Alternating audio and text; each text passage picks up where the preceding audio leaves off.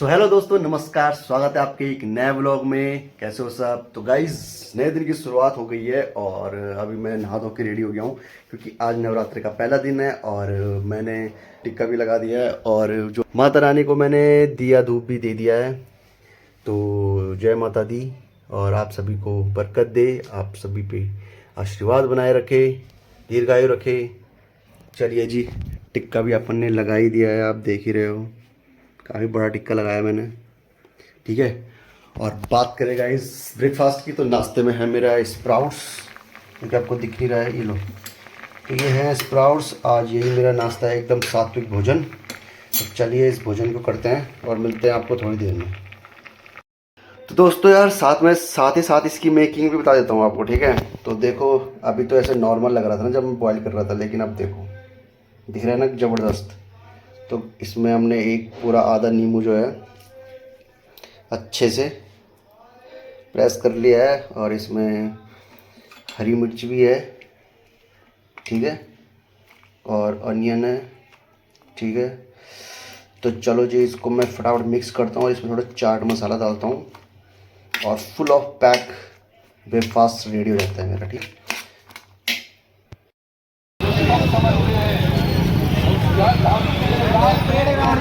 तो दोस्तों, अभी मैं हूँ परेड ग्राउंड में और यहाँ पे जो है बहुत ज़्यादा भीड़ लगी हुई है। वो भीड़ इसलिए क्योंकि UKSSC का जो पेपर था पटवारी लेखपाल का, वो हो गया था लीक, और उस वजह से जो है बेरोजगार संघ के अध्यक्ष राम गंडवाल जी ने जो है यहाँ पे बिल्कुल नहीं, क्योंकि अगले ही दिन पेपर लीक ऐसा होता है। भारी संख्या में एक आंदोलन बुलाया था। शर्मी से केवल 3 ही पेज बाहर निकले हैं। दादा, मैं आपको थोड़ा एक फॉर्मेट समझाता हूँ। वो जो 3 पेज थे, क्योंकि जो मैम है, हमने तो SOG से कहा था कि इनको प्रोटेक्शन देना। ये बात हमने चौधरी जी को भी बोला, IPS जो है हरिद्वार में, और साथ के साथ गैरोलो जी को भी, जो SP सिटी हरिद्वार है, कि आप इस बहन को प्रोटेक्शन देना। उन्होंने क्या किया, हमें तो समोसे खिलाए अंदर, और तब तक उनको उठा के उनके घर से यहाँ ले आए। रात को सोने। दोस्तों, पहचानो कौन है ये? बहुत चर्चित व्यक्ति हैं आज की डेट के। इनके चरण स्पर्श करने पड़ेंगे। इनका आशीर्वाद जिसको मिलता है भाई, उसकी तो नहीं अपार है। अगर तक 11:35 पे उन्होंने भेजा, तो 11:35 पे 3-4 जगह ऐसे 3-3, 4-4 पेज भेजे गए होंगे, ताकि वो कुंजी आसानी से मंगाई जाए। और यहाँ कुंजी को पूरे प्रदेश के युवा जगह जगह से आए हैं, जगह जगह पर रुके हुए हैं। क्या उनको रोका जा रहा है? बिल्कुल, उनको रोका गया है। करणपुर में भी रोका जा रहा है, नीचे की साइड भी रोका जा रहा है। हरिद्वार से हमारी बसें आ रही थी, उसको रोका गया है। पिथौरागढ़ से हमारे कई बच्चे आ रहे थे, उनको रोका गया है। जगह जगह पर रोका गया है। अगर उनको रोका नहीं जाता तो आज ये आप यहाँ पर कुछ और ही दृश्य आपको देखने को मिलता। लेकिन बावजूद इसके प्रदेश का युवा अगर इतनी बड़ी संख्या में बाहर निकला है, वो अपने उसके जो सपने कुचले जा रहे हैं उसको लेकर बाहर निकला है, क्योंकि बार बार वही चीज़ दोहराई जा रही है। ये जो है बड़े बड़े पोस्टरों में लिख देते हैं कि नकल रोधी कानून हम ला गए। आप मुझे एक बात बताइए, नकल रोधी कानून आया, एक माफिया का नाम बताओ जिसको उन्होंने नकल रोधी कानून के तहत गिरफ्तार करवाया। आज 3 साल हो चुके हैं, नहीं करवाया। और एक बच्चे पर करवाया, एक युवा पर करवाया है, जो एक तरह से बड़कोट का युवा है, और उसने कहा कि मेरी OMR में बहुत मिस्टेक हो गई और उस पर नकल रोधी कानून करवा दिया। तो फिर अगर आप माफिया पर नकल रोधी कानून नहीं लगाओगे, तो क्या हम जैसे युवाओं के लिए जो साक्ष्य दे रहे हैं, जो सारी चीजें कर रहे हैं, उनके लिए नकल रोधी कानून लाओ? सच्चाई यही है। ये नकल रोधी कानून माफिया के लिए नहीं, ये नकल रोधी कानून जो ITI लगा रहे हैं, जो इनकी पोल खोल रहे हैं, जो बेरोजगार संघ है, उसके लिए ये नकल रोधी कानून है। बहुत शुक्रिया। तो ये थे बेरोजगार संघ के अध्यक्ष राम गढ़वाल, जिनके एक आह्वान थे।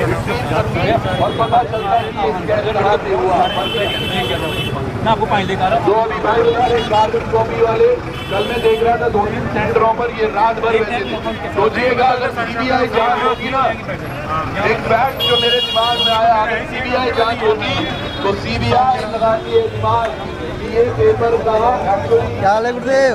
अरे सर, आप भी क्या करना था? गुड सर्विस है। क्या बात है? एजुकेशन या जो ये जांच कर रहे हैं SIT बिठा के, ये तो ऐसे करते हैं, अरे जल्दी आ भाई यहाँ धर्मपुर चौक पे एक साइन कर ले, इस पे काम कर रहे। बहुत बुरे हाल हो गया है, क्या बताऊंगा।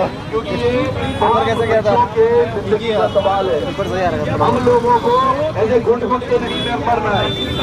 हमारे माता पिता ने जो सपने देखे हैं हमें लेकर, हमें उस पर भी काम करना है और हमें ये लड़ाई लगातार लड़नी पड़ेगी। मैं ये नहीं कह रहा हूँ, अभी एक भाई कह रहा था बेटी बस मैं जो भी होगा मैं आत्महत्या कर दूंगा। That is not the solution. Anand Singh को गिरफ्तार करवाया, उसके वो साथ सोल्यूशन नहीं है। सबको जो गिरफ्तारी इस प्रदेश में हो रही है कोई माफिया इनके की, सुनो, उसके सबूत कौन दे रहा है? दूसरा इनका कोई व्यक्ति कहता होगा कि अरे सरकारी नौकरी ही क्यों करनी है, अगर इनकी टीम इतनी एक्टिव है, अरे मैं बोल रहा हूँ प्राइवेट में भी तो नौकरियां आप बाहर वालों को बिठा बिठा के दे रहे हो, हम करें तो क्या करें भाई। 70% का है ना कि उत्तराखंड के युवाओं को नौकरी मिलेगी, कहाँ से होगी? युवा अगर सड़कों पर परसों इनके दिमाग देखो कितने तेज है। इन्होंने अतिथि शिक्षकों की ड्यूटी लगा रखी थी परसों के पेपर में, और वो अतिथि शिक्षक खुद भी अभ्यर्थी है,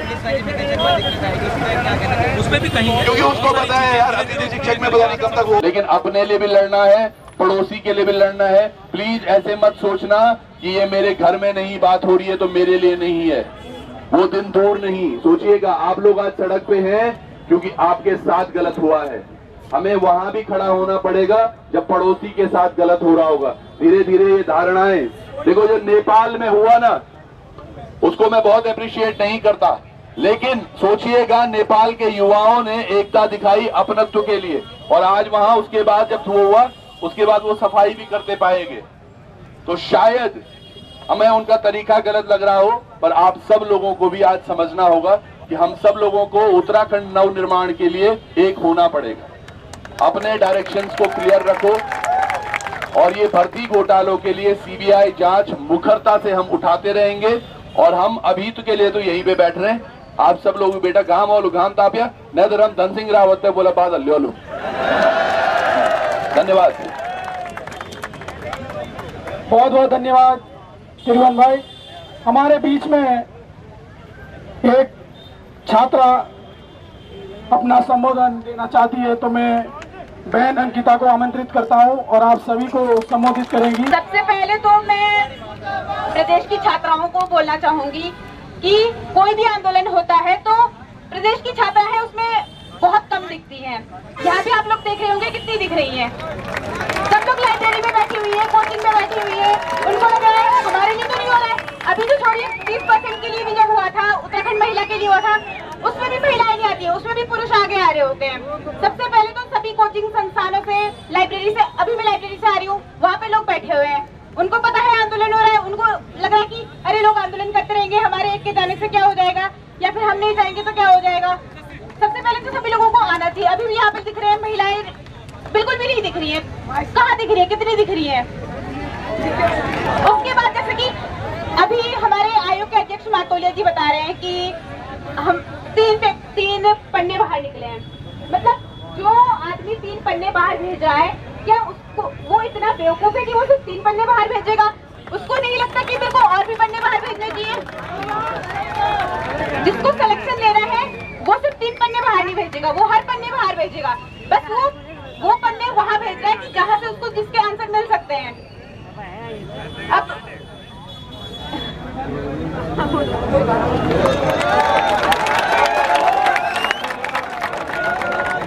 बस मैं इतना ही कहना चाहूंगी कि जितने भी लोग घर पे बैठे हैं या फिर बहुत लोग घर से लाइव देख रहे हैं चीजों को, अभी हम लाइव चीजें डाल रहे हैं, लोग देख रहे हैं, उसमें कमेंट कर रहे हैं, देहरादून से कमेंट कर रहे हैं, लेकिन वो नहीं आ रहे हैं।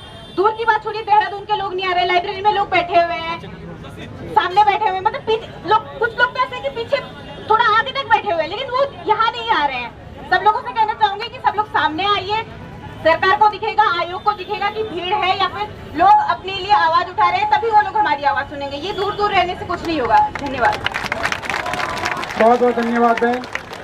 सबसे पहले मैं आपको ये एक बात स्पष्ट कर दूं कि यदि आपकी ये भीड़ रात के 8 बजे तक रुक जाए तो धामी की सरकार घुटने टेकने में मजबूर हो जाएगी। ये आपको स्पष्ट बता रहा हूँ। ये भाषणबाजी जो हो रही है ये इसलिए है कि आप लोग यहाँ बैठे रहें, ठीक है? आप लोगों को बैठना पड़ेगा। क्योंकि ये चीजें हम अनुभव कर चुके हैं। यदि जो पिछले बार 9 फरवरी को 2023 में जो भीड़ गांधी पार्क में एकत्रित हुई थी, यदि वो भीड़ पूरी रात वहां पर रुक जाती तो नकल रोधी कानून की बजाय कोई ऐसा कानून आता कि आज हाकम सिंह दोबारा कोशिश नहीं कर पाता नकल रोधी कानून की, नकल कराने की। तो मैं आप सभी को समझा दूं कि आपको यदि आप घर से इस मंशा से आ चुके हैं कि आज के बाद नकल नहीं होनी चाहिए, पारदर्शी सिस्टम चाहिए, तो आपको बैठना पड़ेगा। यह प्रत्येक नागरिक को सोचना पड़ेगा, यह प्रत्येक नागरिक की लड़ाई है, इसे मानना पड़ेगा। धन्यवाद। इसके बाद मैं आमंत्रित करता हूं स्वाभिमान मोर्चा के प्रदेश प्रवक्ता भाई इमाम। पेशे से तो 4-4 घंटे पढ़ाने की आदत है तो लंबा बोलता हूं, लेकिन हाँ अभी वक्त की नजाकत को समझते हुए और स्पीकर्स को समझते हुए अपनी बात को बहुत शॉर्ट रखने का मैं प्रयास करूंगा।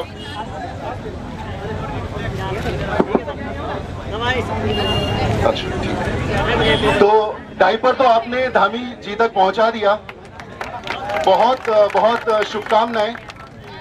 और मुझे ऐसा लगता है कि ये डायपर केवल एक व्यक्ति के लिए नहीं बल्कि और लोगों तक भी हमें पहुंचाना पड़ेगा। एक डायपर दिल्ली और एक डायपर नागपुर तक भी पहुंचाना पड़ेगा, और कुछ डायपर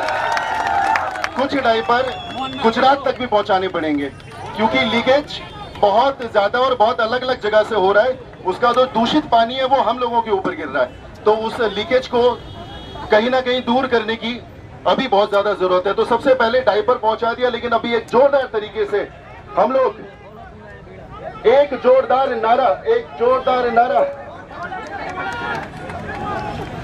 जोरदार नारा आप धामी जी तक यहां से पहुंचाएंगे और मेरे साथ दोहराएंगे। जय उत्तराखंड, जय उत्तराखंड, जय युवा शक्ति, जय मातृशक्ति, जय छात्र शक्ति। मैं अपनी बात की शुरुआत यहां से रखना चाहूंगा, क्योंकि ये पहली बार कोई आंदोलन ऐसा नहीं है जहां पर हम ना आ रहे हो। जब हम लोगों ने अपने जीवन की शुरुआत करी, अपने करियर की शुरुआत करी, जब हमने पढ़ाना शुरू किया, तब से पेपर लीक घोटाले हो रहे हैं। उस भीड़ में सबसे पीछे होते थे हम लोग, और तब से लेकर आज तक ये लड़ाई लड़ते हुए आ रहे हैं। तो एक बात आपको याद रखनी होगी, ये पहला पेपर लीक घोटाला नहीं है और ना ही ये अंतिम पेपर लीक घोटाला है। ये लगातार होता आ रहा है। आपकी पीढ़ी से पहले भी, इससे पहले 2 साल पहले, 4 साल पहले, 5 साल पहले भी बच्चे इसी तरीके से यहाँ पे आते थे और पेपर लीक घोटाले के खिलाफ आंदोलन करते थे, लाठियां खाते थे। कई लोग जो है आत्महत्या करने को मजबूर हुए, कई लोगों ने अपनी तैयारी को छोड़ दिया, कई लोगों ने अपनी किताबों को आग लगा दिया, कई लोगों ने अपनी डिग्रियों को आग लगा दिया, और अपने सपनों को आग लगाने के बाद आज वो लोग कहीं ना कहीं इस दुख में आपके साथ खड़े हैं। लेकिन वो जो उनके साथ हुआ है, आपको ये तय करना होगा कि ये आपके साथ ना हो, ये आपको तय करना होगा। और समस्याएं हजार हैं, पेपर लीक एक समस्या है। मेरा सवाल तो आप लोगों से भी है, दोषी आप लोग भी हैं, क्योंकि आपका पेपर लीक हुआ तो आज हम यहाँ पर हैं। कल कोई और पेपर लीक होता है, क्योंकि हमने वो नहीं दिया होता तो हम वहां पर नहीं होते।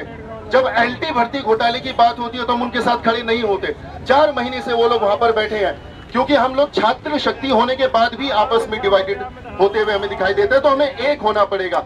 मुद्दा चाहे मातृशक्ति का हो, मुद्दा चाहे छात्र शक्ति का हो, मुद्दा चाहे भ्रष्टाचार का हो, चाहे मूल निवास का हो, चाहे भू कानून का हो, हम सबको एकजुट एकमुठ होना पड़ेगा। हमें एक साथ आना पड़ेगा। हमें इस उत्तराखंड को अगर बचाना है तो हम अलग अलग युद्ध नहीं लड़ सकते। और हजार समस्याओं का एक समाधान है, और वो समाधान है जो नारा जेपी आंदोलन से निकला था, और वो है संपूर्ण क्रांति, संपूर्ण व्यवस्था परिवर्तन। जब तक ये नहीं होगा तब तक हम इसी तरीके से सड़कों पर बैठे रहेंगे, तब तक हम इसी तरीके से सरकार को दोष देते रहेंगे, तब तक इसी तरीके से एक धामी आएगा तो उसकी जगह दूसरा धामी आएगा। क्या धामी से पहले मुख्यमंत्री नहीं थे? क्या उनके समय में पेपर लीक नहीं होते थे? पेपर उनके समय में भी लीक होते थे। कारण क्या है? कारण यह है कि यहाँ पे जो सरकार है वो कठपुतली सरकार है। आप कह रहे हो कि धामी जी यहाँ पर आके बात करें, आप कह रहे हो मर्तोलिया जी आके बात करें, धामी जी को 1000 जगह परमिशन लेनी पड़ेगी पहले कि मैं क्या बोलूं, मैं क्या ना बोलूं। तो एक इस तरह का मुखौटा मुख्यमंत्री अगर हमें मिलेगा, हमारा लीडर अगर कमजोर होगा तो नीतियां भी कमजोर बनती हुई दिखाई देंगी। तो जो मैं आपको कह रहा हूं, संपूर्ण परिवर्तन, संपूर्ण क्रांति, जब तक वो नहीं आएगी तब तक ये व्यवस्था बदलने वाली नहीं है। और ये जो संपूर्ण क्रांति है, इसका केवल और केवल चुनावों से लेना देना नहीं है। मैं कई बार ये बात बोलता हूँ, कई बार अपनी क्लास में, और आज भी आपको ये बात बोलूंगा कि जो जिंदा कौमें होती है वो चुनावों का इंतजार नहीं करती। जिंदा कौमें कभी चुनावों का इंतजार नहीं करती। अगर आज आपके साथ गलत हुआ है तो उसका जवाब आपको आज देना होगा, आपको कल, आपको परसों, आपको हर दिन उसका जवाब देना होगा। आप इंतजार नहीं कर सकते। पेपर चोर, पेपर चोर, पेपर चोर, पेपर चोर, गद्दी चोर, गद्दी चोर, गद्दी चोर, गद्दी चोर, गद्दी चोर, पेपर चोर, पेपर चोर, पेपर चोर, पेपर चोर, पेपर चोर, पेपर चोर, पेपर चोर, पेपर चोर। प्लीज प्लीज छात्रों से निवेदन है, उग्र आंदोलन ना करें। प्लीज मेरा सभी छात्रों से निवेदन है।